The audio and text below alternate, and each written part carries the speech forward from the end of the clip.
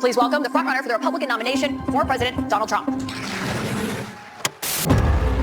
was a rigged election, and it's a shame that we had to go through it. It's very bad for our country. All over the world, they looked at it. January 6th, I wasn't involved in it very much. Mike had the right to do it. So many illegal votes were cast in Wisconsin. I'm not trying to justify anything. I never met this woman. I never saw this woman. Many of these teachers, they're people that really understand weapons. They could kill the baby in the 9th month or after the baby was born. I did finish the wall. I built the wall. I built hundreds of miles of wall. I was totally exonerated, by the way. If I'm president, I will have that war settled in one day, 24 hours. I took the documents I'm allowed to. I have the absolute right to do whatever I want with them. Automatically declassified when I took them. I'm just going to find anything. Yeah, if I think it's an honest election, absolutely I will.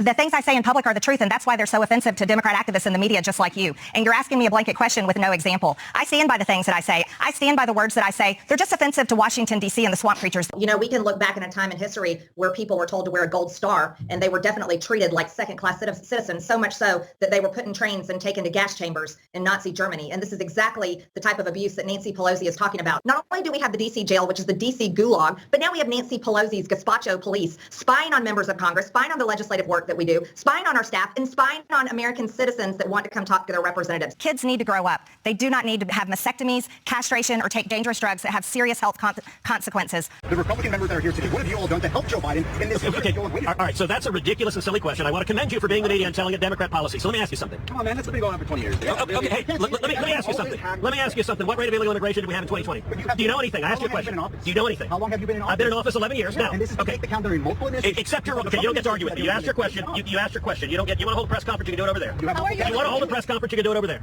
How are you? So hold on. I'm going to answer his question. You should be ashamed of yourself because you're a reporter and you're not reporting facts. You're telling lies. Joe Biden made a political decision. Get one more question over here. What's the Republican Party doing to combat extremism within the party? Look, I get that when you work for the corporate media, you got to tell a spin. But here's the reality. The reality is the extremism in Washington is coming from Bernie Sanders, Elizabeth Warren, and AOC. It's coming from socialists. It's coming from radicals who want to abolish the police. Say this finally. Let me say this finally. We're not debating. You asked your question. You got your question.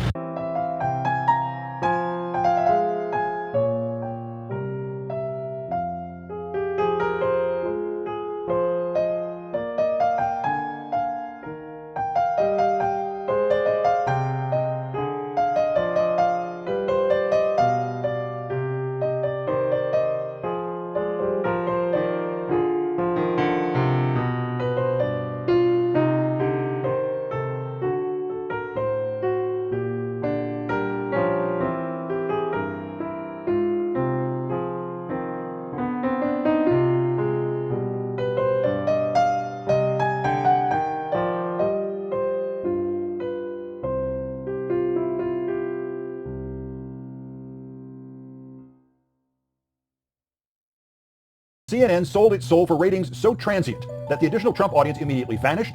Within the hour, CNN was back in last place behind Fox and MSNBC, and by midnight, the entire ratings bump and 3/4 of all CNN viewers were gone. And while one threat from Wolf Blitzer or Jake Tapper or Anderson Cooper could get the CEO Chris Licht fired and this prostituting of CNN ended, instead of Anderson Cooper bravely calling out his bosses, last night he blamed his audience. Many of you have expressed deep anger and disappointment. Many of you are upset that someone who attempted to destroy our democracy was invited to sit on a stage in front of a crowd of Republican voters to answer questions and predictably continued to spew lie after lie after lie. And I get it. You have every right to be outraged today and angry and never watch this network again. But do you think staying in your silo and only listening to people you agree with is going to make that person go away?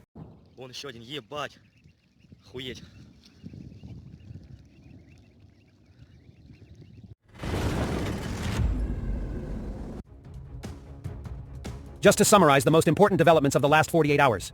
Russian lines at Bakhmut are crumbling, losing 2 jets and 3 choppers. Rear bases in Russian-occupied Luhansk getting eliminated. Russians deploying T-54-55. Panic and chaos among Russian pilots and troops. Prigozhin calling for rebellion.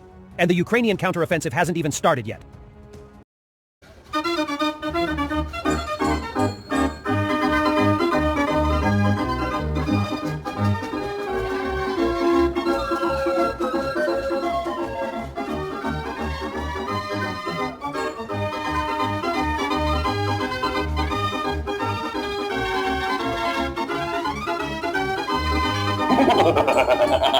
Step right up, ladies and gentlemen, for you are entering the Vegematic Deluxe Carnival. Yeah, well, it's because one of my viewers said that my videos reminded him of a carnival, so I thought I'd go with a bit of a carnival theme tonight. Some of you may not be aware that I have upgraded my channel. Yes, I've decided to go all out and do 2 videos a week because I'm a glutton for punishment and a bit of a masochist at the same time. So, of course, I will be doing 2 of these a week, which means I'll be theoretically getting more comments to answer and theoretically spending more time answering the comments, and it's becoming a full-time job with me. Well, I got nothing better to do anyway, so I might as well make Vegematic Deluxe videos. Did you see that town hall? Oh yes, the CNN town hall with Herr Drumpf strutting around, never shutting his mouth for 2 minutes. I tuned in for about 5 minutes of it just to see if they were going to actually ask him any serious questions or trip him up or anything. And no, it was a Trump fest. It was a love fest for Herr Drumpf. The entire audience was filled with maggots crawling around and ready to kiss his ring or other appendages. It was disgusting, and I hope CNN pays dearly for putting this shit show on the air. And it's time that people stop listening to mainstream news because they're all full of shit. They've all got a political agenda, and it's all disgusting, and it's all against you, the peasant, and typical Vegematic Deluxe viewer. Guys, Fred Wellman out for a walk with the Meidas Touch Network. I just had to show you guys this. Ted Cruz has launched his re-election campaign in the most Ted Cruz way possible, because he's Ted Cruz, and he just can't stop being Ted Cruz. Check this out. He sent out a text message today to announce that he's got a far-left Democrat ideologue as his opponent. Here he is, far left. Colin Allred, the former congressman. He supports the Biden agenda. Ted just wanted to know exactly who he is. He put his picture in there. Did he know? Because that's Alvin Bragg, the New York DA. Does Ted not know what his opponent looks like? I mean, that's Colin Allred. And that's Alvin Bragg. But Ted don't know which one's which, does he? Politicians can just do whatever they want, make whatever mistakes they want, and nothing happens. I guarantee you he's not even embarrassed about this. Was it 15, 20 odd years ago? He at least would have been ostracized. He would have been made fun of. I don't know what we all did in a past life to be put in this absolute clown show timeline, but it must have been bad. He'll just go about his day being Ted Cruz, doing stupid Ted Cruz things, and nothing will happen because you don't have to be particularly smart to be a politician anymore. It doesn't seem to matter. I mean, I feel like I'm asking for the bare minimum, like basic intelligence. But I guess that's too much to ask for. So until we get it, I'll just keep making fun of them for not being able to tell the difference between 2 very different things. Republican Senator John Kennedy from Louisiana expressing how he truly feels about Mexico and, of course, Mexicans. Here he is. Our economy is $23 trillion. Mexico's economy is $1.3 trillion. Ours is 18 times bigger. We buy $400 billion every year from Mexico. Without the people of America, Mexico, figuratively speaking, would be eating cat food out of a can and living in a tent behind an outback.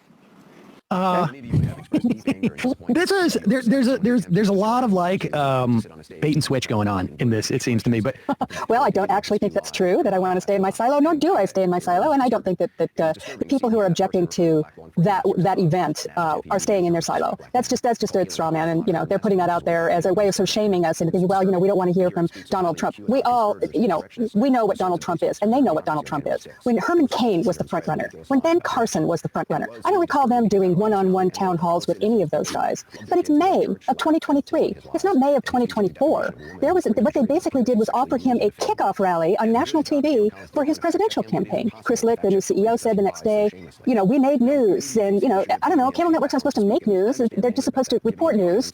And the fact that this was an event designed to kind of put CNN at the middle of the story says everything about what they were doing. They didn't need to see him in that particular format. Right. That format is absolutely conducive to Donald Trump, which was demonstrated. Caitlin Collins obviously had spent a tremendous amount of time preparing with these answers, with these challenges that she was going to throw at him as he was spewing that tsunami of lies, and they had to have known that was not going to work because it never has worked and it never will work. And then they went beyond that, and they'd stacked the audience with Trump cultists, apparently, who they also knew were going to provide a laugh track, basically, for this television show that they were putting on, this entertainment spectacle. I don't care. You can call it a town hall. You can call it whatever. It was a Trump rally, and that elicits no useful information whatsoever in a live format. As we have heard today, there are numerous concerns related to so-called environmental, social, and governance policies being indoctrinated into accounts by woke asset managers. Today's hearing will help us better understand what Congress can do to ensure that activist stakeholders will not encourage woke corporate activism, as we have seen recently with Anheuser-Busch, Disney, and even Nike. Because as we all know around here, when you go woke, you go broke. It's very important to be clear with the American people. The Labor Department's rule does not impose a mandate. It permits fiduciaries to consider ESG standards if they believe those considerations are prudent in their decision-making and what the information is they want to provide investors. There's no mandate under the Department of Labor. And I think these antitrust concerns are at best misplaced. There is simply no evidence that there is a violation of the Sherman Act going on. There's no evidence that this is what's happening. It is up to each of these companies, to these initiatives are no different than other initiatives that corporations have that come together. These are private actors making their decision. It strains credulity for me to hear people suggest that BlackRock is some kind of leftist commie organization. For crying out loud, BlackRock is about delivering value, and in doing that, they are looking at a lot of different kinds of propositions about value, including good governance, including the effect that climate change may have on their bottom line. That's the whole point. This is about freedom. That's what we're talking about. Capitalism delivers freedom, and that happens when markets let people choose what they want. That's all that you're trying to block here. You're trying to block people from looking at disclosures that they find valuable. If they don't find them valuable, don't look at them. Nobody should think, by the way, that this movement is striking a blow against global elites, which we've heard a lot about today. If you're interested in that, you should join our investigation into Donald Trump and Jared Kushner, who brought home $2 billion, not million, $2 billion from Saudi Arabia and the United Arab Emirates for a company he created the day after the Trump administration ended. So don't talk to me about global elites. That's the Trump family business, trafficking in global elites and their businesses. And he collected millions of dollars in unconstitutional foreign emoluments from Saudi Arabia, United Arab Emirates, Indonesia, Egypt, a whole bunch of countries that patronized his hotels and his golf courses. So I don't want to be lectured to by anybody about global elites because I was here for the 4 years of the Trump administration. By the way, I'm pretty sure I just saw, some of my colleagues going out and, shooting Bud Light cans because, they didn't like what Bud Light was doing. Should we have government mandate that they got to go invest in Bud Light because we want to support Bud Light? I mean, that's what you guys are advocating. It's really kind of crazy. And so, I don't know what we're doing here, Mr. Chairman. This is part one. There's going to be a part two. I mean, part one was just so fascinating. I can't wait for part two.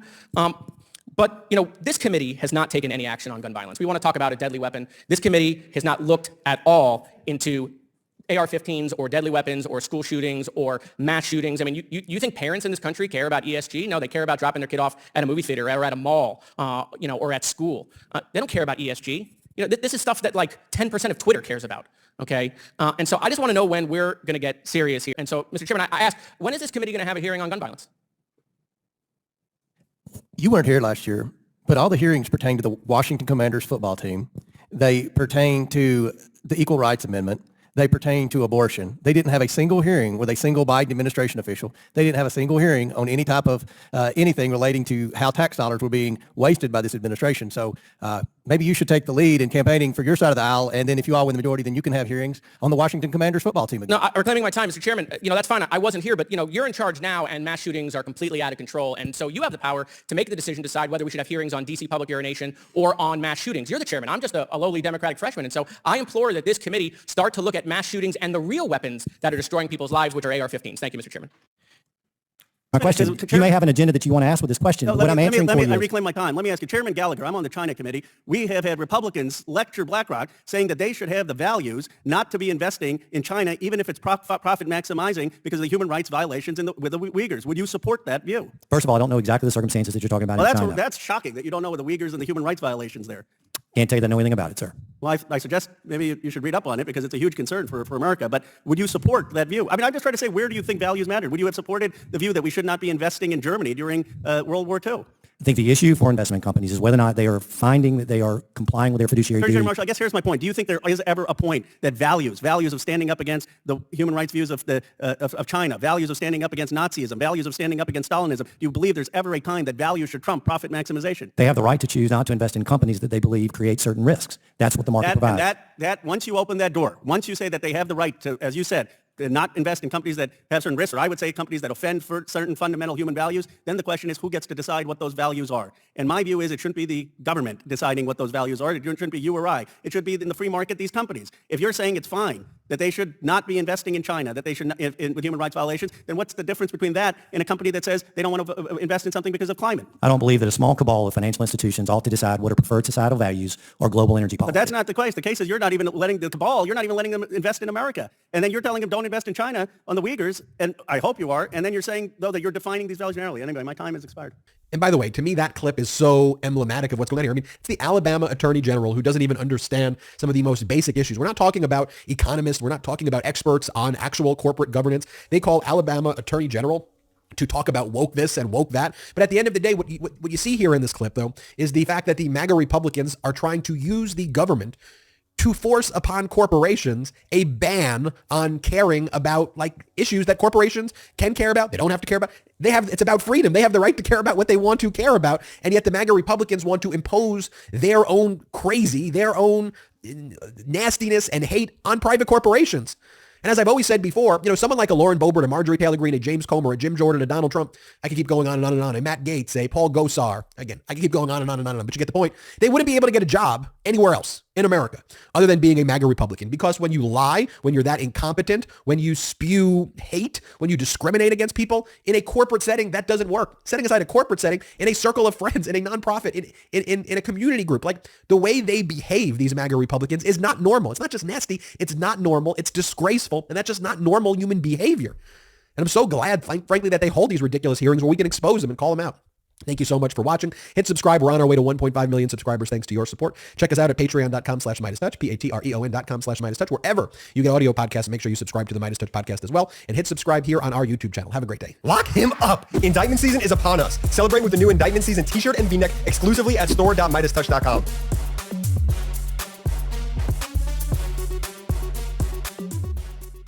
But I want to get to something even more important potentially here, and that is this cover-up. You have spoken with whistleblowers. You also spoke with an informant who gave you all of this information. Where is that informant today? Where are these whistleblowers?